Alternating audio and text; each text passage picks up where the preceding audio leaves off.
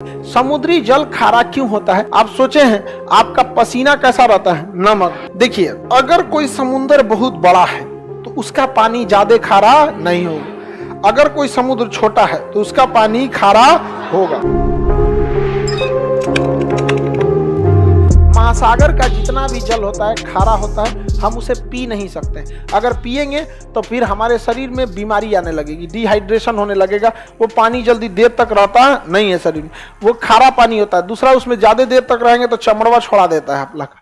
बहुत ज्यादा उसका पानी क्या होता है? खारा होता है। ठीक है, अब समझिए ध्यान से, समुद्री जल खारा क्यों होता है? क्योंकि नदियां नमक को ले जाके समुद्र में गिरा देती हैं। हमारे अगल बगल के वातावरण में नमक बहुत ज्यादा है। आप सोचे हैं आपका पसीना कैसा रहता है? नमक। अभी पसीना जाता कहाँ है? जब तक नहाते नहीं है तब तक कहीं नहीं जाता है। आपके शरीर का पसीना वापस नहीं जा सकता है। कपड़ा सोख लेता है, नहीं तो आप लोग वो चकट के मैल बन जाता है यहाँ पे। और वो सारा का सारा पसीना जब आप नहाते हैं,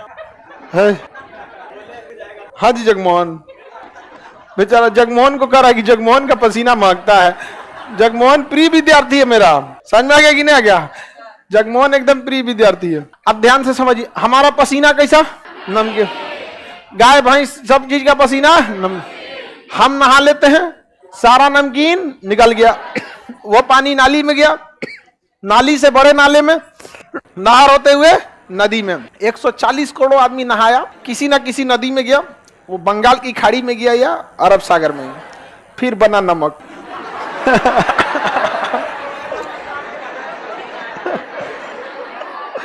वो नमक कहाँ है?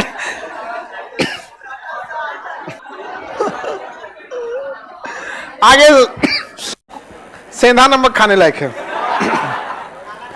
देखिए, ऐसा नहीं है केवल वही नमक होता है। समुद्र में बहुत टाइप के नमक होते हैं, उसमें साधारण नमक होता है, लेकिन समुद्र में नमक बनने का मुख्य कारण नदियां हैं।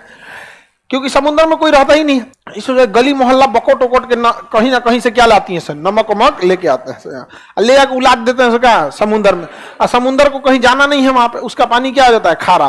तो बताइए, समुद्र के जल के खारे होने का मुख्य कारण नदियां क्या है? नदियां हैं। देखिए, अगर कोई समुद्र बहुत बड़ा है तो उसका पानी ज्यादा खारा नहीं होगा। अगर कोई समुद्र छोटा है तो उसका पानी खारा होगा, ज्यादा हो जाएगा खारा। अटलांटिक महासागर का खारापन 35 है। कितना है? प्रशांत महासागर का है 31। कितना है? 30 है। कितना है? ना 31। कितना है? 31। हिंद महासागर का तो नहीं, इसका 36 है। हिंद महासागर का 35। हिंद महासागर का 35। चलिए अब ध्यान समझिए, जितना बड़ा सागर रहेगा उसका खारापन उतना कम रहेगा। इसका परसेंटेज ऐसा साइन होता है, 2 को लगा दिया जाता है खारेपन का। तो बताइए, प्रशांत महासागर का खारापन 31, अटलांटिक का 36, हिंद महासागर का 35। हिंद महासागर का सबसे खारा महासागर प्रशांत महासागर, सॉरी अटलांटिक महासागर। सबसे ज्यादा खारा अटलांटिक में, जिसका रीजन समझिए अब आप खुद से। इधर से भी नदियां इधर गिर रही हैं, इधर की भी नदियां इधर गिर रही हैं, इस साइड की नदी इधर, इस साइड की नदी इधर, चारों ओर से उलाट दिया इसी में ले आके। इसका पानी क्या हो गया? खारा। हिंद महासागर का खारापन 35। देखिए, ये सारा नदी जितना इधर से आ रहा है ना, सब इसको क्या बना देगा? खारा बना देता है। प्रशांत महासागर इतना बड़ा है कि कितनों खारा कीजिएगा वो पंचुचुरे लगता है, क्योंकि सबसे बड़ा महासागर है।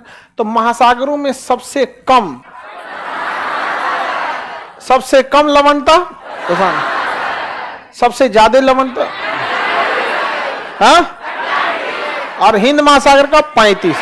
तो हिंद महासागर की लवणता को ही हम महासागरों की औसत लवणता मान लेते हैं। तो महासागरों की औसत लवणता 35।